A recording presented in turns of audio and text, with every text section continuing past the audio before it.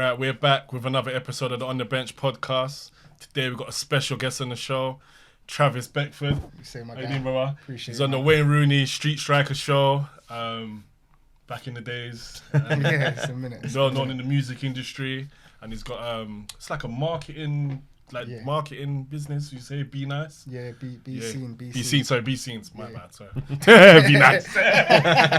Be seen. That's the one. Sorry. Yeah, be seen. But yeah, we've got Travis Beckford in the building, and also on the bench today to my left, they're on a winning streak. It's three in a row now? 3 in a row, mate. They're riding it in a row. out. Unheard of. Beckford dumped on you lot, though. We were 4-4, but I was Well. getting nosebleed and everything. Welbeck dumped on you lot, though. Yeah, but it's You all right. always It's done. consolation, innit? It's all right, man. Let him have it, man. But you know already, we call him Mr. Frank, a.k.a. Mr. Grinch. Mr. Talk to Frank. How you doing, though, man? Yeah, good, man. Good. I just can't stop smiling at the moment, to be fair. I mean, like, everything's bliss. You know what I mean? Your team's winning. I'm a simple man. You know what I mean? I don't ask for a lot. Do you know what I mean? Fair enough. Yeah. But we're gonna talk on my boys first because there's a lot of hype about Arsenal at the moment, saying are they gonna win the league? I think it's too early. Personally, I'm saying it's too early to call it. We're looking good, but injuries can change everything. It's true. It's true. What But do you I think you're doing well though. Yeah. I think as it stands, you're making your side of London very proud, Yeah. and I'm sick and tired of hearing it. To be honest with you. But do you know, I wouldn't be mad if Arsenal won the league. To be You fair. be happy? I wouldn't be happy. But I wouldn't be mad though. Yeah. Do you know what I mean? Like I know how much it means to that side. But Would you be happy, Frank? Absolutely not, mate. Absolutely not. But do you know what? I'm sick and tired of seeing Liverpool win the league, City win the yeah, league. exactly. And do you know what? To be fair, like sometimes you just have to respect it.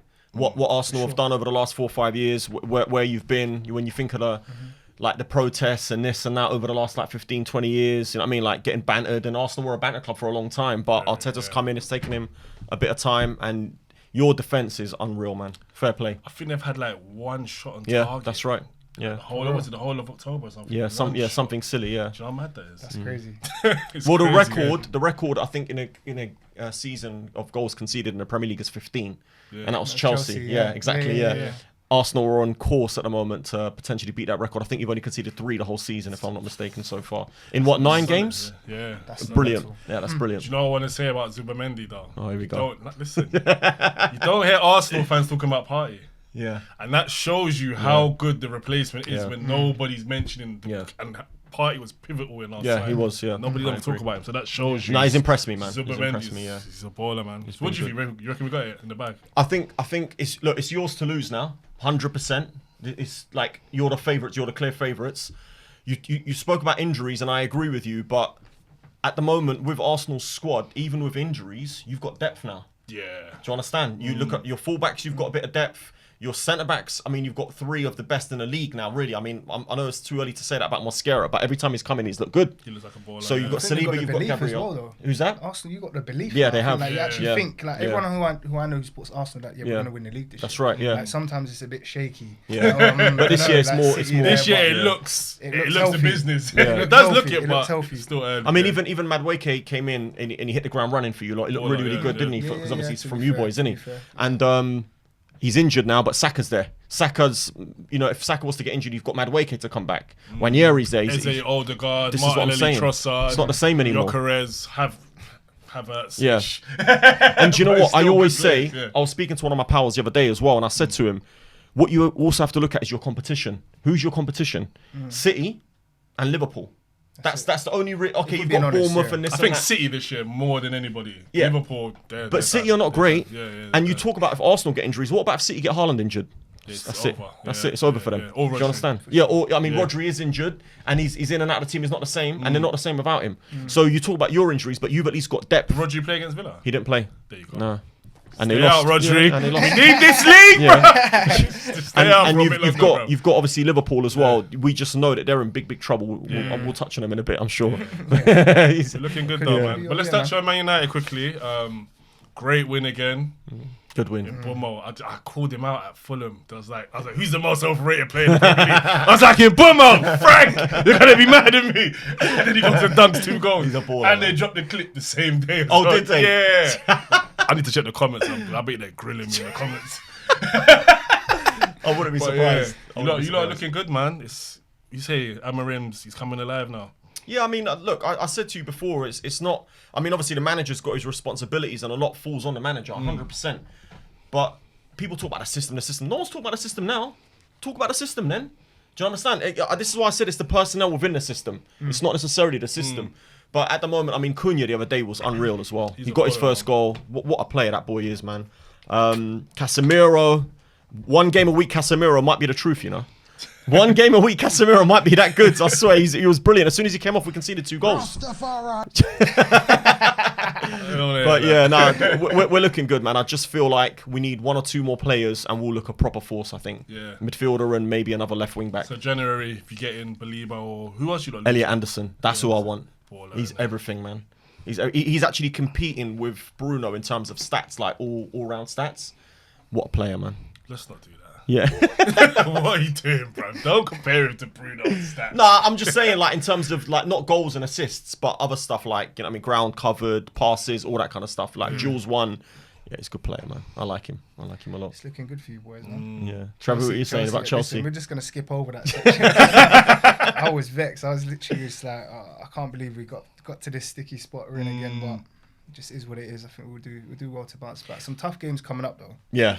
Well, starting this weekend, isn't it? Coming up, yeah. Oh, you're Tottenham this weekend. I don't know what Chelsea. I don't know what you lot are doing though. We spoke about this loads of times because you're a Chelsea fan. Yeah. We don't know where Chelsea's heading. You've spent all this money. It's like where up you and guys down, going? It's up and down, Inconsistent, but man. yeah, I think just such is life, and you need more consistency with whatever you're doing. 100%. And I feel like Chelsea are just they're playing with my emotions right now. Not just you, mate. And I'm sick and tired of like all my Arsenal my friends that support Arsenal. They're just getting on to me all the time, sending me little emojis, little memes. But how much were you getting on to them a few years ago? Yeah, but I'm sick of that, though, man. That's why I was saying I don't really mind if Arsenal win the league, because it's actually like, you know what, it's a great achievement for you guys. Yeah. They ain't won nothing have they, for a long time. For a long time. Anything of like real value. FA Cup, mate. You're right, mate. Calm down. Win the FA Cup. Something. Yeah. But what's your thoughts on Maresca? Enzo Maresca, you a fan? Yes, but at the same time, I think it just, at the end of the day, with Chelsea, we spent so much money on like all of these players, and ultimately, it's down to the boys to really come together and actually like gel with like a unit as well. Yeah. And I think we've said that about Man United before, where it's like they've done something similar. So I think just give it some time as well. I think in this day and age, everything's so quick. To like I agree. move on to the next. I think people just need time just to like settle in. Like, that's my personal opinion on it anyway. No, fair. No, I think you're right, because look, we touched on obviously Arsenal and Arteta. Arteta, I mean, there's a little sort of picture of his run of fixtures during the pandemic, when I think they lost like 8 out of 9 games or something like that. Can you imagine if that was when the stadium was full? Can you imagine what the Arsenal fans would be saying and what they'd be doing if that was the case? Just got to give people time. Yeah, and look at him now. Yeah, so no, I agree with you, man. Yeah, I do. I think the boards and that are giving managers more time. Like, for instance, Man United board is saying they're backing Amarim. They're giving him time. Exactly. Whereas before, it's like you have to, because out. But I know there's the pressure of like people's expectations and people want to win things, and we can all have banter about like, oh, you got to win trophies and everything, but you have to give people time on a human level. You can't just pick them up and dash them in there and say, look, get us, like, you know, win us the league. Like, you actually got to give it a season, 2 seasons, 3 seasons, and let people hit a stride. Do you know what? You're absolutely right. I completely agree, and I think a lot of owners or people high up, they don't know what success looks like. They don't know what progress looks like. So this is why it's so important. You know how long I've been banging on about this. It's so important to have people at the top who know what football is, and they know what progress looks like. Do you understand? Sure. Whether it's performances, not just results, not just trophies, but performances, you know, developing youth. Exactly. It could be whatever it is. Do you know what I mean? Like, it depends on what your club is about. You understand? So, like, as I said, for a team like Man United, it's not just about results. You need to do more than that. Whether it's performances, as I said, developing youth. You know, 100%. We were bad in the transfer window, all that kind of stuff. That's all changing now, slowly. So I think, you know, and obviously with Chelsea at the moment, you've been so successful for a long time. Exactly. People are expecting that. You're not expecting to win. You're not expecting to win Champions Leagues, Premier League. 100%. It's not winning. Competing up there, like, and beating the top 6, 100 for sure, smashing up the little teams as such. So, but I think football's in a very healthy space as well, because you can't write. It's not like back when we was growing up in our teens where you got like United will be killing it, or for example, like every team is really good. All the players are super strong, they're super fit, they're organised. Like you can't just say, oh, we're gonna go down to Brighton and we're gonna smash them 4-1. No, you can't. It's like you can't go nowhere. Yeah, you can't go anywhere. Or even at your own place. No one's really safe. Like even like if you was looking at Chelsea's game on the weekend, they were playing okay football, but like Sunderland came through. They deserved it, man. They were playing good football. Yeah, Sunderland deserved it. It's just one of them. No, you're right, man. I completely agree, and I think a lot of it comes down to finances as well. Like clubs have got money now. It's not like before when the big boys could spend and no one else could. You're scraping the barrel. Now they can all bring in like quite a few players, so it evens it out. Yeah, so it's gonna be interesting, man. I'm looking forward to the league this year. We got to speak. We got to speak for Liverpool. If you don't win the league, then I'll buy you a bottle of champagne. Buy a bottle of champagne. Yeah. I promise you, I can. He loves those little bets. He loves all that. Yeah. I'll copy something. I'll buy a bottle of Lambrini, mate. Shout out Lambrini. Liverpool. It's over, man. You think? It's over, guys. It's not over. It's over. It's not over. They're going through a bad patch, but it's over. Trust me. They can bounce back. You think they're done? They got quality, man. They got quality in there. Salah's having a hissy fit. Yeah, but I'll tell you what. Did you see his goal the other day? Which one? Salah. Oh my days! What? All it takes is two wins on a bounce, and they got the confidence back. They don't look like they're getting 2 wins though. This is the problem. I think they're in such a bad space now that the only way is up. Well, they lost like 4 in a row. 5 in the league, 4 in a row. That's mental. Like now it's like back to the drawing board. Yeah. Everyone's got to come together. The fans have got them anyway, but they're talking about bringing back Klopp. No way. Yeah. I saw him. If there's like Klopp is welcome to come back. No, I don't. I don't want to though. What's he? Do you know what? He said he's welcome to. He said he's open to coming back. I'll tell you what. I watched the that would be sick though for the Prem. Diary of the CEO, and he was on it a couple of weeks ago. I listened to that. Give it a listen. It was really, really good. And he was asked by obviously Stephen Bartlett, would you come back to Liverpool? And he said, like he spoke about he's tired and it's a lot of effort and everything, but I think he would. It sounded like he would. I think with everything that's going on at Liverpool, with everything that's happened, that would be interesting. Yeah, but what he also said is he don't miss the dressing room. It's not like he's happy because he's still working in football at the moment. I'm not too sure exactly what he's doing, but he's still working in football. He said he's happy with his role. Yeah. He said he doesn't miss standing in the rain. He doesn't miss training every day. Traveling as well. Traveling, Like that's people, it. Like Jermaine, obviously my brother was a footballer for a long time, and people always say, oh, they get paid X amount, so they should just take it on the chin. But to do that amount of traveling, that amount of training, be that disciplined, how difficult it is to break into the football industry, business, and to make it to the top and stay at the top. It's so difficult. Yeah. Imagine like people complain about getting a train into London to go to work, and that's just like an hour on a train. These guys are like dotting all around the world, all over Europe. It's like it takes its toll after some time. Of course. Non-stop traveling. Saturday you're going Newcastle, Wednesday or Tuesday you're going Munich, Spain. She's on your back. You don't get to see your kids, and then by the time you get home, they're in bed. Like all the on a human level is what I want to bring it to. It's hard, man. It's hard work. But I think if Liverpool are going to bring him back, that would do wonders for the Prem. That'd be sick. I think everyone would just up their game. Yeah, you have to. Straight away. That would be sick though. If Liverpool keep losing, he might be back. He might be back still. Jurgen. We're waiting, mate. We're waiting for you, Klopp. We're waiting, mate. You should get him on the show. Welcome, man. Right in the hot seat. Right, that's the Premier League stuff done. We're going to jump into some questions and get to know Travis a bit better. So I want to know about what was life like when you was younger as a kid, and where you from? Who are you? Tell the people, man. Who are you? Where you from? So I mean, look, as I said before, guys, appreciate you having me on the show. I'm from West London. Yeah. Grew up in West London my whole life. Obviously known Frank forever as well, since I was like, early teens, you say? Maybe probably 14 or so. But I grew up on Windmill Park Estate in Southall. Oh, you grew up on Windmill, yeah? Yeah, oh, so okay, we was young, wild, running around, kicking ball in the cage. Like even like Chloe Kelly, she grew up on the set. She's still like part of the community, obviously. Nice. The family's still there. But man, grew up on Windmill till I was about maybe, I think, 11. And then I moved to West Ealing. Okay. And that was the sort of the first shift into like growing up away from the bubble of Windmill, because like on the estate it's kind of like a huge estate, but it's got bricks around it. Shielded, isn't it? It's shielded in. It's like its own world in a weird way. But man, I mean, for me, growing up, grew up in the house of my mum, my brother Eddie, my sister Hallie, and my big sister Sabrina as well. Okay. But obviously I have other brothers and sisters. I've got Marcy, I've got Jermaine, I've got Marley, my other sister Kelly. So very much a footballing family. But I was always dabbling in like football, music, and just like street stuff. That was all like we really knew. So shout out to Kemi as well, our friend who got me into music when we was young. Shout out Kemi, man. When I was younger, he was the first guy that properly put me on. He was a music producer and ends. We're gonna get into the music stuff. I want to talk more about. We're gonna go through the journey. So for sure. Kid life, how was like football? Obviously, you've got older brother who plays football. Bro. You have a brother's at MC.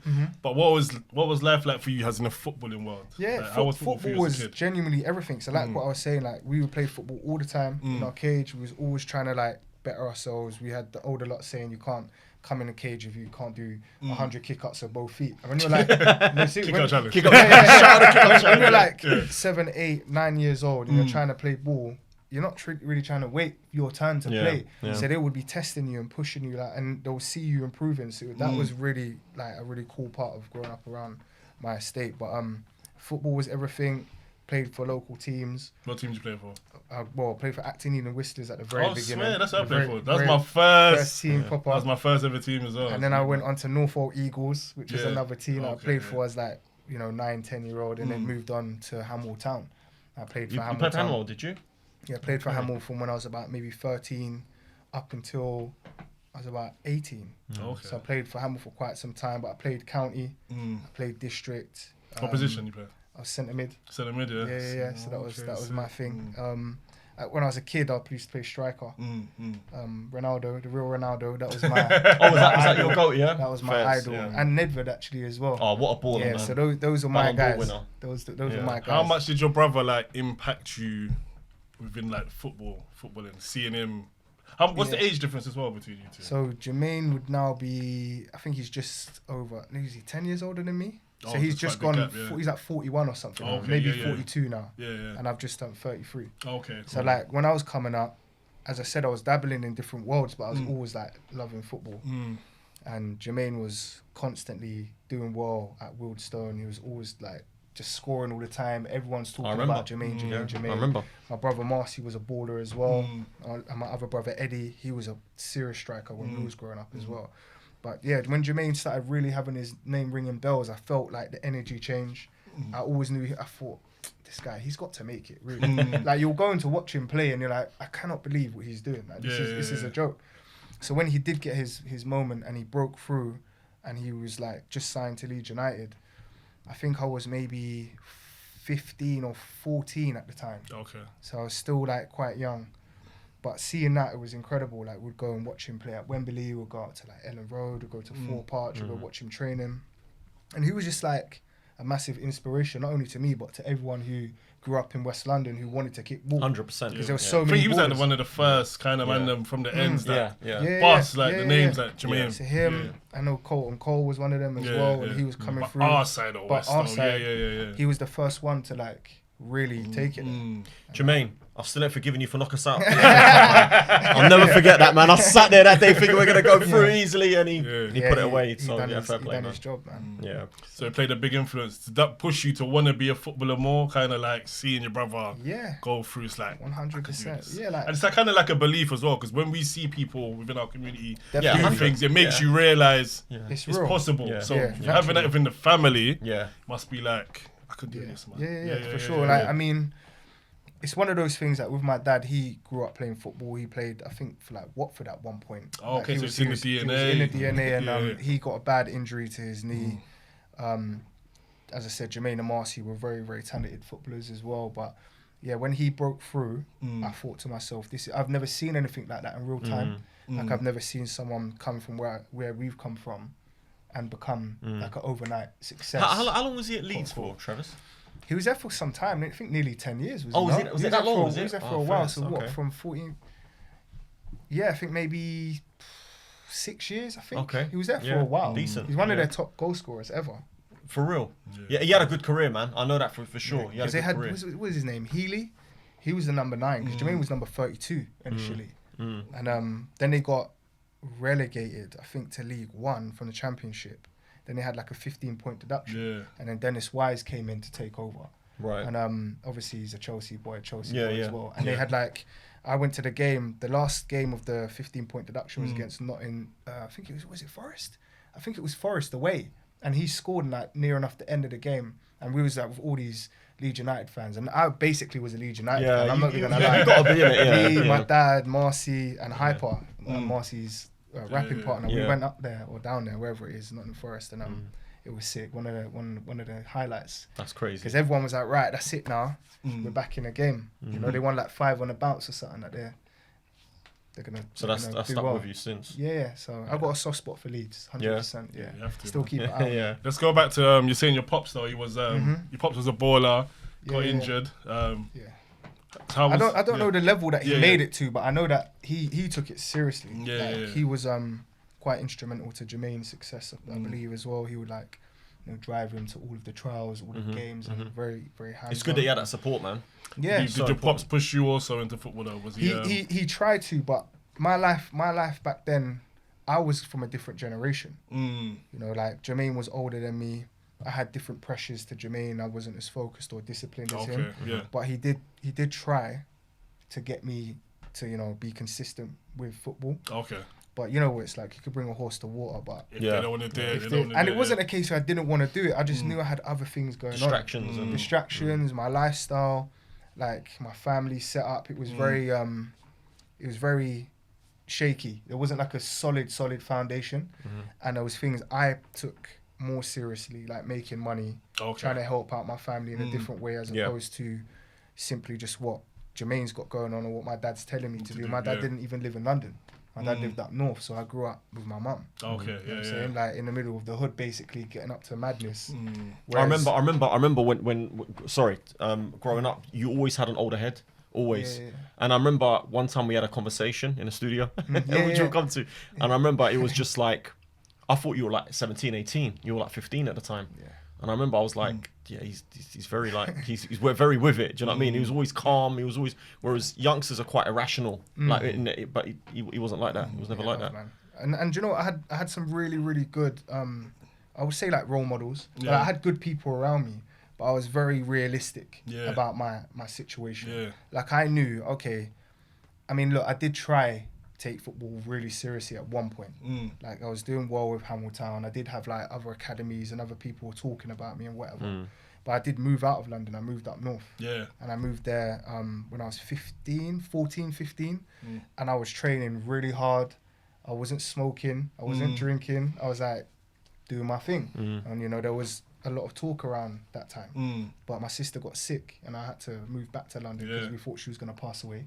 And then when I come back to London, I stayed when I was 15. Okay. And I used to go Cardinal Wiseman High School at one point. We used to whip their ass. Let's go break that. But I started. Don't lie. We used to whoop their ass. No, don't lie. Football. Don't lie. Who? Nah, they were sick. Don't lie. Maybe your age group. Maybe your age group. Maybe your age group. Yeah, maybe, but not ours. Everything moving. What are we talking about? In my generation, Wiseman were probably the best team.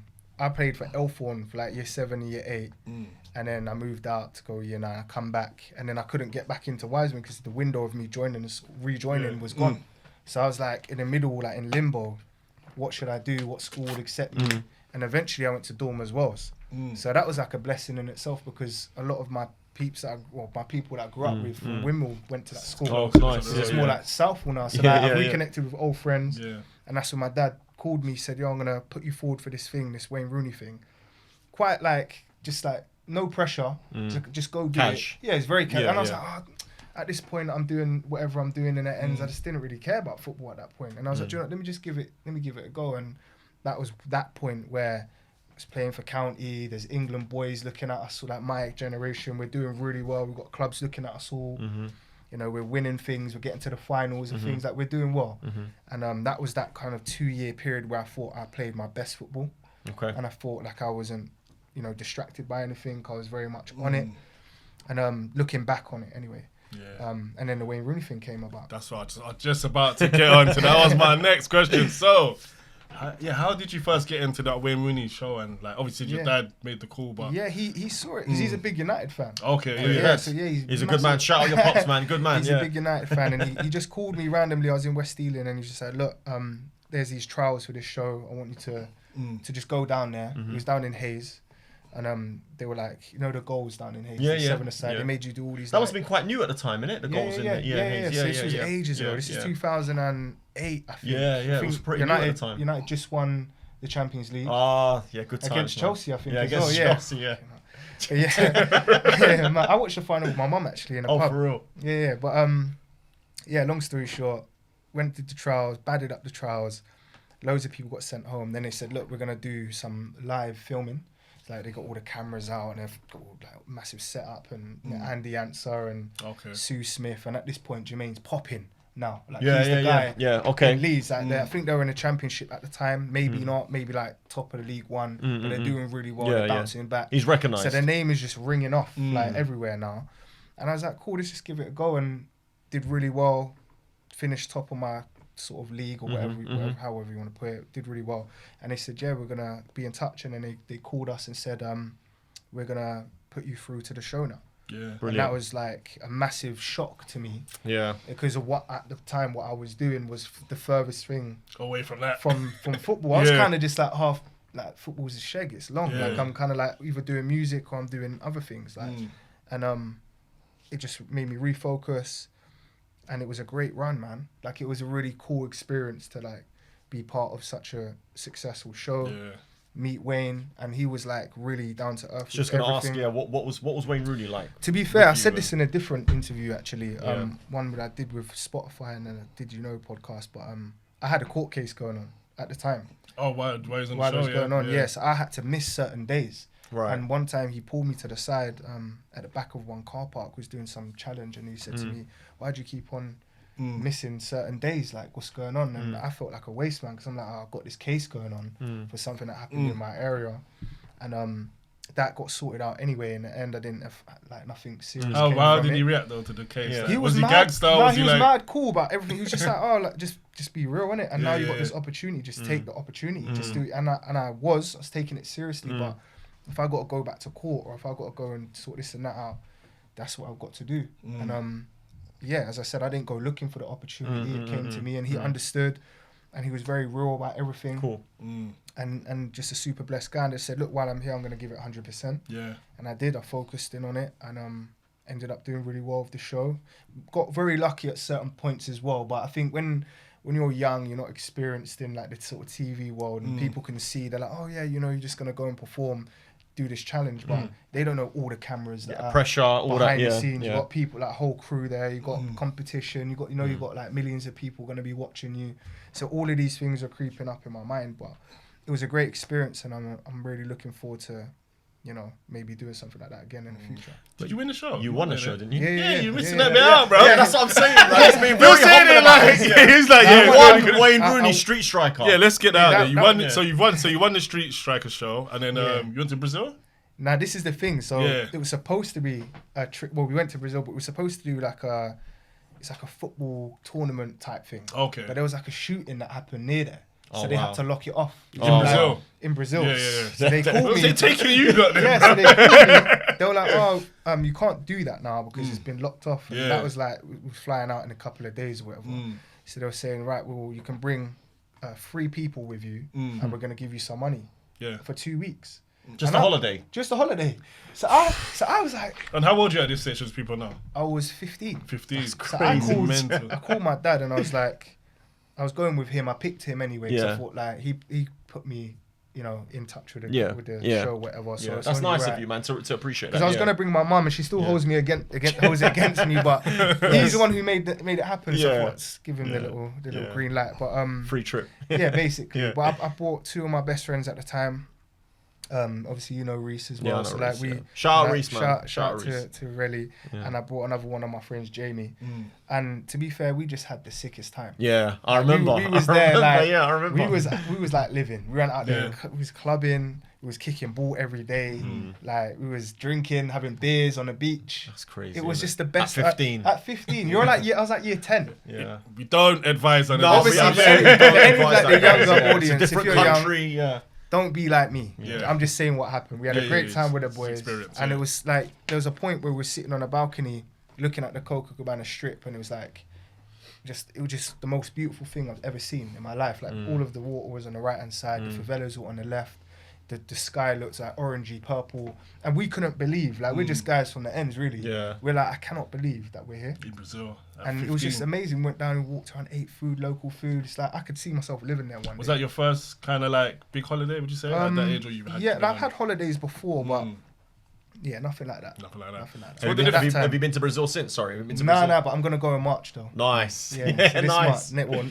March 26th. So when you won the show, did it feel like your life had changed? Yeah, it was mad. Like, it was mad. overnight It was success kind of thing, crazy. yeah? Yeah, it was like the definition of that.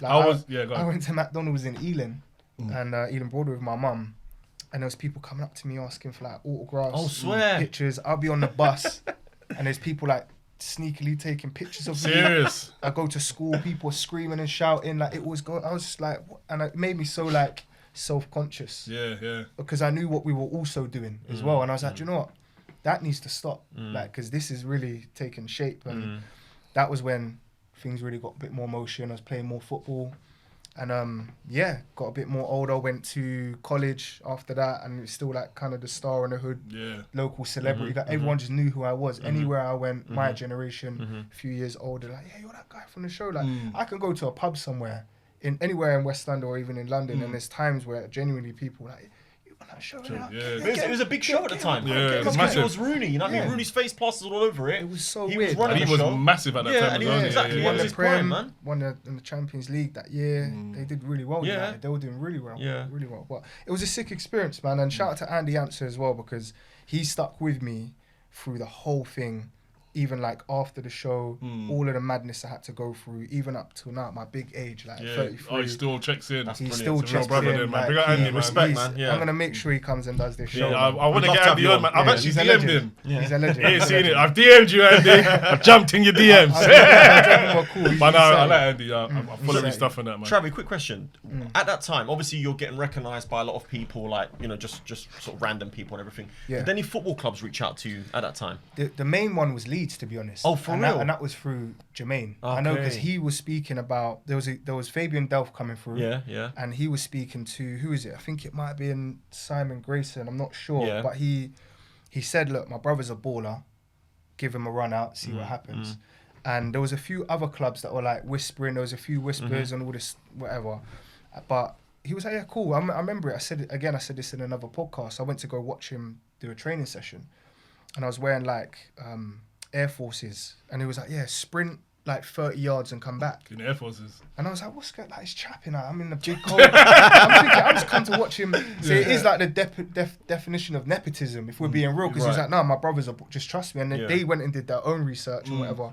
And when they were like, all right, just sprint, see how quick he is first things first. So I did it, sprinted, came back. He's like, yeah, do it again, came back. He's like, all right, cool, we're going to put you in training. So I'm like... The quickest trial ever, innit? Like, the I was like, trial. well, this can't be like how it works. And I didn't feel like I was ready, if I'm being honest. Yeah. Like, I was still in two different worlds, you know what I'm saying? But was training really, really well. I was playing with Fabian Delph as well. Like, it was such a sick experience. And I said this before, it got to a point where we had a training game and I was playing with the 18s and reserves. But I was, I think, 15 at the time. Yeah. So I was a lot skinnier back then. Yeah. I was slim, I was strong, but I wasn't like these boys' legs are like, you could tell their condition. I was just at, in the deep end basically. And I got absolutely battered by the goalkeeper, and just took me out completely. What was it? What age group was that? That was at 18s and reserves in training, wow. and I was That's 15. Leeds Academy. Yeah, at Fort Parch. Yeah. Damn. And Was I there got any back, and then players that Jermaine stopped his session to come over To watch? to come and get me. Oh, 'cause you were basically. that- I was that. I phoned Reese after crying and that in a hotel room. way. Because my leg was just done in. Serious. Yeah, like my whole left leg, my knee, it was so That the first swollen. session? That wasn't the first session, Oh, but okay. it was like I was doing what I scored in the training games, and they put me as striker as well. Yeah. So I was like, okay, I wasn't really as fit as everyone else, but I was doing well, scoring, and that happened. And then I didn't know this, man. yeah, that's when I came back to West Ealing again, and that was when I kind of like I got the call and like, look, we could revisit this in the future, but for now, this isn't. You just need to focus on getting yourself better. So I knew that the commitment. What wasn't injury there. was it? What was the injury? Do you know? I don't know technically what it was, but I just Okay. know that when I went up to head of the ball, the keeper came up and clattered me, Right. and then they stopped the game immediately, and I was just done in. Like, I couldn't walk properly for ages. Oh, man. And they just basically locked it off at that point. So from when I got back to the ends, it was kind of like, what do we do from here? what should I do? Do I want to do more music? I was into like music production, so I kind of was at like a bit of a crossroad. I was in a studio all the time with the boys. I remember, yeah. And just working on projects, like networking. Went back to Hamwell Town and we started training more, started playing like, you know, the Thursday night football. We was doing well. Then we had like the FA Youth Cup, and then we had like a madness on the pitch. There was like, it all kicked off on the pitch. And we had the team we were playing against, I think it might have been some team from South London, man. I've forgotten what they're called now. Of course.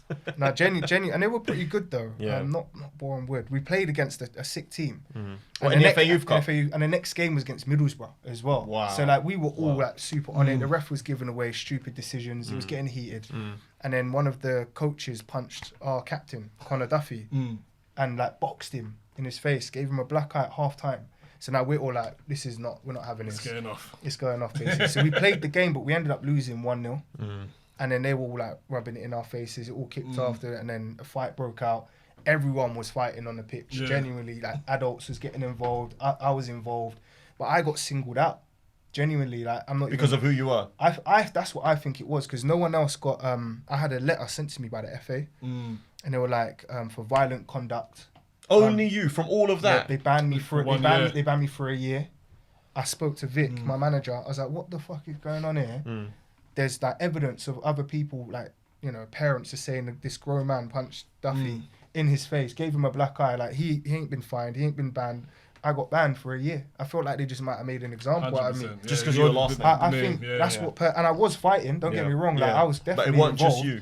But like they were on it as well, and it was like their strikers. Everyone, like people on the bench were running. It was a massive fight. It lasted like 10 minutes. Like people. What's Saturday football?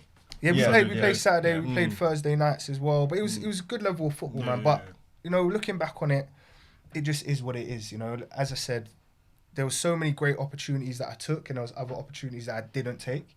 And I think that's the beautiful thing about hindsight. But I don't really regret anything at the same time, because I always try to stay true to myself and what I believe is like morally correct. And when you show up somewhere with respect and someone isn't giving that to you, naturally you're going to have your backup. And I think that's what happened. And not just me, but all of my teammates were like that. That's why we all kicked off. But they banned me. And then from there, it kind of was like my life went on a downward spiral. And that's what we're going to talk about now. Yeah, so you've been very open about getting caught up in the street life and stuff like that. So how did that stuff start then? Was that from a young age? Yeah, from very, very, very young. Like Frank, you would know anyway, like from just like mutual friends or whatever. Like as I said, growing up in West Ealing, but we was always not new to like the drug game. Whether it's your friends smoking weed or people in your school smoke weeds. It started off very subtle, and then it got into like more hard drugs as I was like 13, 14. Yeah. Like, so I started getting involved in like selling drugs. Yeah. And like the local estates around my area. And that kind of just built up a network of all of the people who were on that kind of level. And I was like one of the youngest, me and another friend of mine. And we just got caught up in it. And once you're in that world, people know you for that as well. So even though they knew I was playing football, they also knew that, oh, he could get this or he could get that or he could do this, and he's definitely on doing that as well. So that's always something that kind of stained me a little bit. But as I got older and I couldn't kick ball no more properly anyway, I was just like, I'm going to literally make music. I'm going to do road. I'm going to make money. I was making more money than most of the people around me anyway, me and like people that we knew. So it was kind of like it made sense. Yeah. In my mind back then it made sense. Looking back on it, it's like, that's just crazy wild. Like you could have done your coaching badges, you could have done something else, but that's just what I knew from when I was like 13. I think it's when you come from in environments we come from as well, it's hard to stay on a straight and narrow. Yeah, and who you're around. To be fair, I know that there's going to be a lot of people that will watch this and say, oh, this guy's, you know, stupid. Sit there, you've got Jermaine there, he's got his name from the Street Striker thing, but they were not living in my bubble. Yeah. And when you're growing up in like an environment where it's so normal to see certain things and do certain things, and not just drugs, but like violence, gang violence. There was a lot of like mad things that happened in my era growing up. Like people actually got killed, more than one, like over things that happened. And like, I don't want to speak too much about that stuff, but at the same time, it was just what we knew. Yeah. And at that point, I was like, all right, well, I'm just going to make this money. I'm going to give some to my mom. I'm going to move us out of this area. And then when I can do this music thing properly, I'm going to just do that. And that at 17, 18, that was the mindset. And then it got to a point where I was just like, I don't want to be running around selling all these drugs no more. I'm just going to rob the drug dealers because they can't go to the police. So if I take their money, what are they going to do? So that you have this mindset that of... to me was like a brilliant idea. And it was just a stupid idea. And I ended up doing that for a little while. And then I got caught doing it with my other Cody. And it went terribly, terribly, terribly bad. The whole move went wrong. And loads of people got hurt. I got hurt in it, so it's nothing to be proud of. Like, there was stabbings involved, all sorts, right? And then from there, they sent me to prison. So you've gone from Wayne Rooney show to Leeds Academy to selling drugs, to robbing drug dealers, to now jail. So it's like a proper spiral, downward spiral. And I'm so open about it because I go back and I speak to like young people or young boys as well, and I can get the headspace that they're in. But I try and tell them, like, I go back to prisons and speak to these guys. I went back to the prison I was in, to the same landing, to the same wing, to the same yard, to the same cell. I saw the guys sitting there, and that's a mad feeling. Like, it gave me anxiety, to be honest. But I go and I speak to them and I tell them about these are different options you've got in music, in sport. I can help you with these things now. But when you're, as I said, when you're in that headspace, it's hard to see. My mum couldn't get through to me. Jermaine couldn't get through to you. My dad, Marcy, no one. Do you feel like it had to be part of your journey, though? I feel like yes, because if I carried on doing what I was doing, at that point, some of my friends were going to university as well, like in Bristol, Manny, and my headspace was, I'm gonna just build the maddest line from London to all over the country, and imagine like having that stupid thought, like I'm gonna go and trap in Bristol, I'm gonna go trap in Liverpool, Manny. That is so far removed from who I am now. Looking back, and it's like laughable. I'm thinking, I could actually do quite well with this. We're gonna make a lot of bread. You're gonna be a millionaire. So I had no, literally, and it was very possible as well. Like, if we're being honest, for what everyone was doing. But the point of it all was, yes, that had to happen. I had to hit rock bottom. I had to realise who were like my real friends. I had to realise what my true calling was going to be. I had to know all of that. And you're only going to get that when you get slapped. And I got that. True. I had to do 3 years in prison. They gave me a much longer sentence before that. I had to suffer when I was there. I had to go through. I was in Feltham and there was guys saying to me like, bro, your brother's Jermaine Beckford. Like, what's going on? Like, I was in Feltham when Jermaine ran the whole length of the pitch for Everton and scored against Chelsea. Oh, no way. I didn't even know. I knew he got signed. He went from Leeds and signed to Everton. But I hadn't spoken to Jermaine throughout my whole sentence. I spoke to him like one time. So how and I was did that... calling him off the tizzy, off the phone, not off the blue phone, off the actual mobile. How did that... I was literally just going to bring up when you mentioned Jermaine. How did that affect the family, and how did that affect... Did you speak to Jermaine at the time? No, not at all. He sent me an email, because you got this thing called Email Prisoner. And he sent me that. His wife wrote to me a letter, which I don't know why she did that, but cool, I respect it at the time, whatever. But again, I don't think everyone really understood the mindset or the pressures that I was under. Like, I was under a lot of pressure as a young man to like deliver and to have this name on my back, and everyone's expecting all these things, and it was just so many different moving parts. But I didn't really speak to Jermaine often. I spoke to Marcy, he would come and check me. Spoke to my dad, my little brother Marley. Obviously, certain friends would come back me up, but I think the main thing was that that was his shop, that's his life, and he had to stay clear. He had to stay clear, and I'm not mad at it. Like, I speak to Jermaine, that's my brother, I love him, and he had to do that for his own career. And sometimes you got a tunnel vision. And I respect it, man. Like, it's not personal. It's just and I never took it. I never took anything personally. Like, I never was like sitting down sulking. Like, rah. Like, people say, "What? Why don't you come check you?" And I'm like, bro, I'm in prison, number one, and he's all the way up north. When's he gonna come and link me? On a Wednesday visit? On like at midday? That's not. He's gonna be training. Like, do you know what I mean? He's gonna be going home in away matches. He's got a rest. Got family. He's got his kids, his wife. I'm just someone like who's made a decision to do what I did and done it wrong, and he's got to live his life and I got to live mine now. But you know what? Again, it brings me back to the point I was making earlier. He was always like this. You always like this. You always headstrong like that. I remember even when he was younger. Because I promise you, a lot of young, because you were really young at the time. A lot of young people, they don't think that way. Not around my area, anyway. Do you know what I mean? Or people can get into it and they'll be like, why is he not doing this? You know, like, but you gotta be. I was never really. I was always someone that knew what I was doing. Yeah. Like my mum knew at one point what I was doing, and she was like very fearful and very upset about.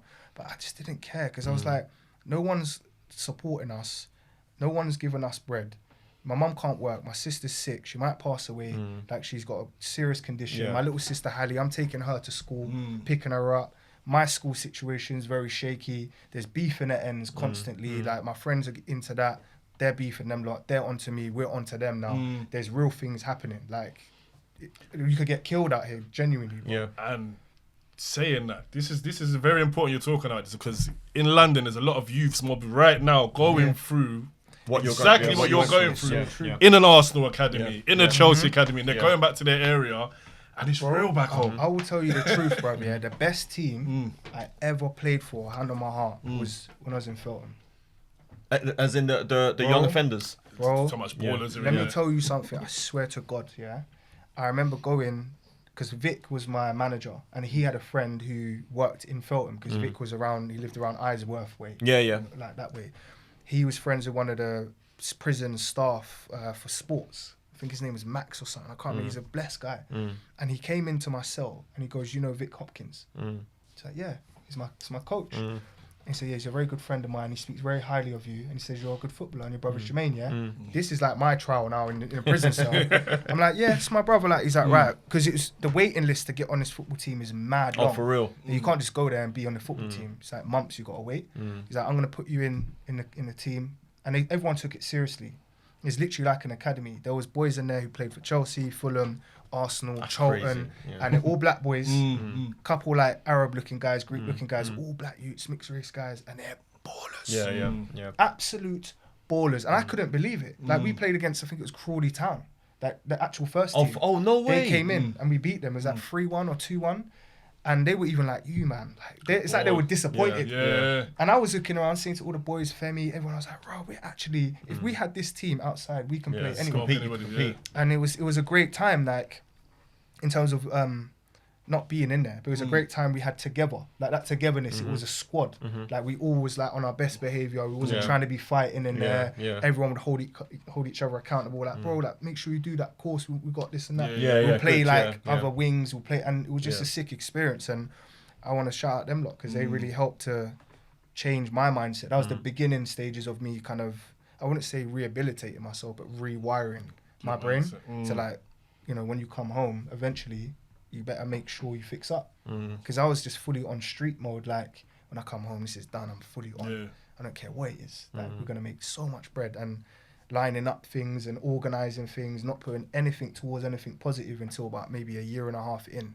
Wow. And then when I moved prisons, I was like, I actually have to change, like, my whole thing, rewire my whole brain when I come home. And that was, that's how it kind of started. What message would you give to like a young youth that is in an academy right now that might be going through the same things you went through that age, the road stuff, caught up in a crossroad as such? What message would you give to them, man? Be selfish, be disciplined, and just be grateful. I think they're the most important things. Like, if your friends truly love you, they will support you. They won't try to sway you. Have a plan, not just in football, but 5-year plan. What would you do after football? What can you do to better yourself now? There's so many more opportunities, I believe, now than it was when I was growing up.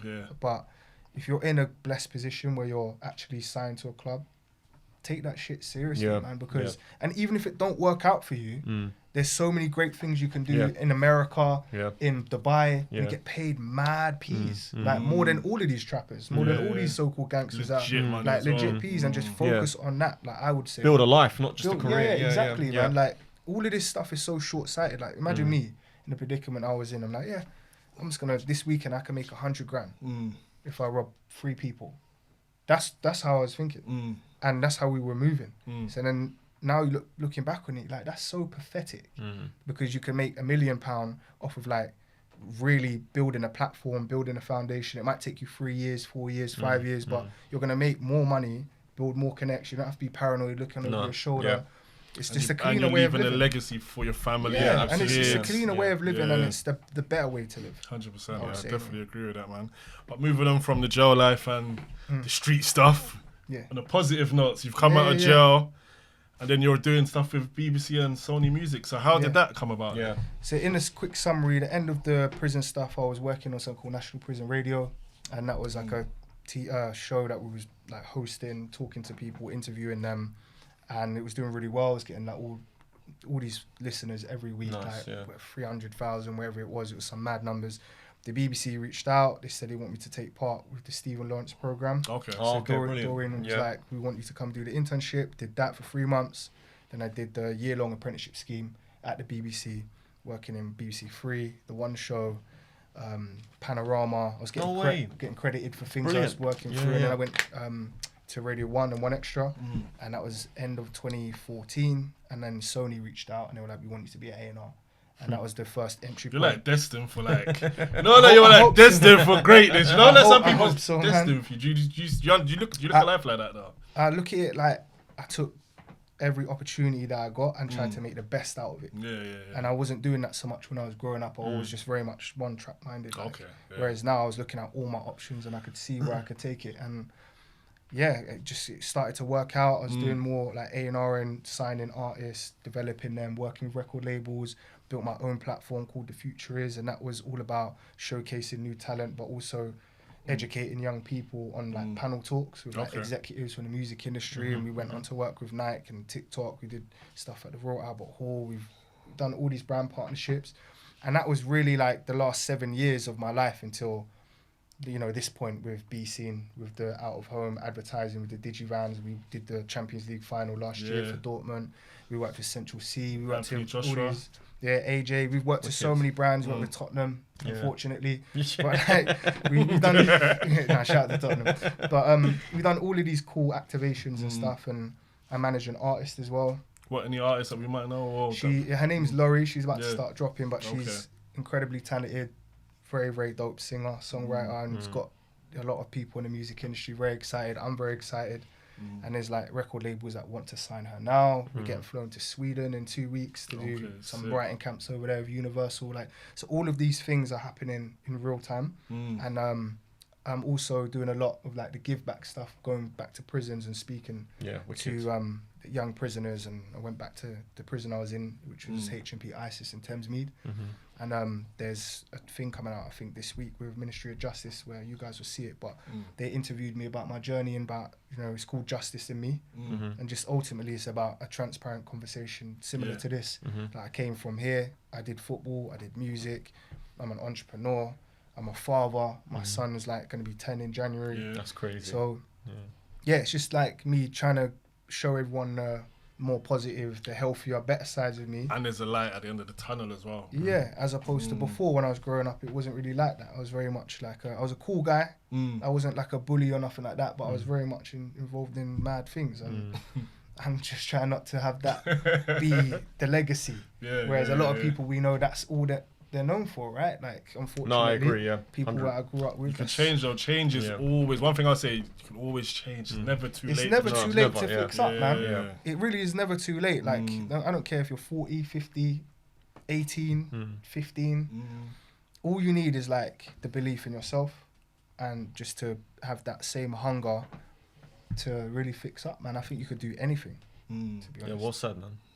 I've got some questions for you though. What's the biggest lesson you've learned, would you say, along your journey? Like, what's the biggest lesson? Having patience, man. Like, patience is the biggest thing. I mean, it's good to have discipline and, you know, building your skill sets, like being able to network and things. But patience is such a real similar to like we were talking about earlier with the football. You know, having patience with the coaches and with the staff and with the team. The fans need to have patience because we all put so much pressure on ourselves to be successful, whatever overnight, that means. But success means different things to different people. Me not going back to prison ever is like that's like the biggest success for me. Do you know what I mean? Whereas some people want to be a millionaire, some people want to help people, some people, you know, everyone's different. So no, I completely agree, man. I think patience is the biggest thing everyone needs to really practice, I reckon. Sick, man. If you could speak to your 16-year-old self, I would laugh at him, to be honest. What would you say? I would laugh and I'd say, you don't know how good you've got it. Yeah. I would genuinely say that because, yeah, when you're, as I said, in a little bit of that bubble and you might think, oh, the world's against me. I can't do this. I can't do that. I've got all these family problems. There's street problems. The police are onto us. It's just a mess. But You go take that mindset to speak to a 16-year-old in Gaza, for example, or somewhere like Congo, and you go tell them, man, what a problem is, and they will laugh at you. So like, I'd be like, this guy's a joke, man. They just want food, water, he's not focused. I'll tell him you're not focused. You need to focus up, man. Like, focus up. But again, hindsight is a beautiful thing, right? You can look back on anything, on relationships, business relationships, how you speak to your friends, how you speak to yourself. Like, it's important to just have patience and make decisions that are going to better your future for the right reasons, not for show or for anywhere else or to look good. Like, fuck a good look. Like, what's good for your soul? What's good for your people and your family? You get me? That's important. That's a very good message, man. Yeah, absolutely. I like that. Yeah. Do you know what? It's not often that I don't really say much. You're just sitting there listening to Travis. You know what I mean? It's inspiring, man. Because obviously you've been on a big journey from a very young age as well to get to where you get to right now, man. And do you know what? You deserve it, man. Because you worked hard for it. You've knuckled down. As you said, you've spoken to yourself as well. And well done, man. Being accountable, innit? Yeah. That's the main thing. That's the main thing. But I'm blessed though, man. I got a good setup, got good friends, good family, good business partners, and just everything is cool, man. So I'm super grateful, and I can't wait to do more within the sport world as well. I know, like, we've spoken a lot about personal things, but there is a lot of great things to come in the sport world, in like content, in football. There's so much, and like, even I want to shout out Ellis, a good friend of mine. He's got Talk Nice, which is a sick platform. So you guys check out Talk Nice. Sick. They're doing so much great stuff. Like wicked. Community, with football. Like, he does a lot of Chelsea Football Club. He'll be a great person to have on the show. Okay, we'll get him on, man. He's a cool guy. But I want to ask you actually, Travis, as a father now, what's your ambitions and your message to your little boy now, or for your little boy? Ambitions for your little boy.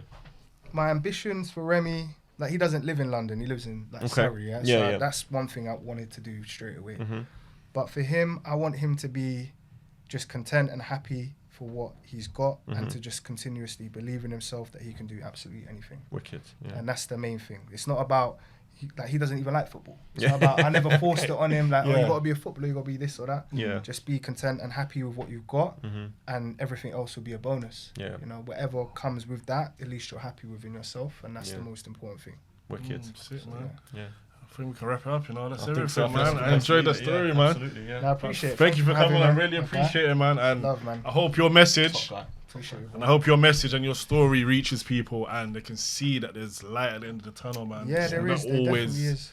Gloom and dim. If you change, you make the changes, and you do positive things. 100%. And there's loads of great examples of people out there that had it really hard and went to prison and whatever. And they, like, Key for Life is a great charity. It's a shout out to Key for Life and Eva, but they're doing great work. And just everyone needs to try harder to support each other, and especially in this current climate we're in this world. Everyone we need to come together, man. Unless you're a Spurs fan and you can do one. Arsenal get a bit of a blind. Arsenal get a bit of a blind because my brother supports Arsenal, and my ex-girlfriend, shout out to her, but she loved Arsenal as well. But cool. So you lot, guys, we might see this. Are we gonna see an episode on the B scene truck driving around? That's calm. So you might see us on the big screens driving around. I'm gonna actually do that. That'd be wicked. That'd be brilliant. You might see Travis and us driving through Oxford Street. That'd be sick. But once again, thank you for coming on, man. I appreciate telling your story, man. It was a brilliant story, man. And guys, that's On The Bench podcast. Please like, subscribe, comment. And also check out Travis's business. He's got Be Nice and Be Seen. It's BS. I keep saying Be Nice.